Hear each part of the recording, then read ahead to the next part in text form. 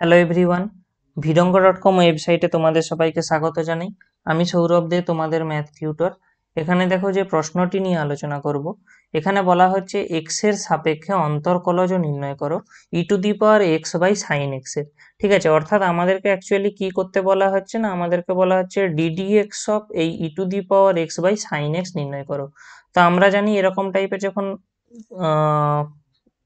Derivative করতে হয় তখন তার ফর্মুলা কি হয়, হরের অংশটা কি হয়ে যাবে, এখানে সাইন এক্স এর হোল স্কোয়ার হয়ে যায় হরের অংশটা, এবং উপরে তখন বা লবে কি হবে দেখো, প্রথমে এই সাইন এক্স অংশটা ধ্রুবক থাকবে এবং আমাদের ডেরিভেটিভ করতে হবে e⁻x এর। দ্বিতীয় কেসে আমাদের এই e⁻x ধ্রুবক থাকবে এবং অবকলন করতে হবে এই হরের যে অংশটা অর্থাৎ সাইন এক্স এর।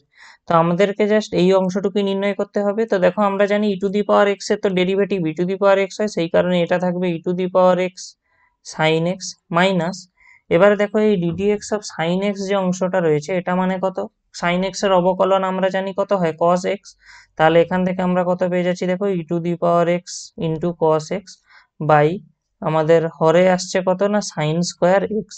তো আমরা লবের অংশটা থেকে e⁻x কমন নিলে আমরা কত পেয়ে যাব, sine x minus cos x by এখান থেকে আমরা কত পেয়ে যাচ্ছি সাইন স্কোয়ার এক্স। তাহলে এই অংশটাই হবে আমাদের এই কোশ্চেনের ডেরিভেটিভ এর অ্যান্সার, যেটা আমাদেরকে বলা হচ্ছে যে এক্স এর সাপেক্ষে অন্তরকলজ নির্ণয় করো। তাহলে এই অংশটাই হবে আমাদের এই কোশ্চেনের অ্যান্সার। ওকে, ভিডঙ্গ.com ওয়েবসাইটে ম্যাথটি দেখার জন্য তোমাদেরকে অসংখ্য ধন্যবাদ জানাই।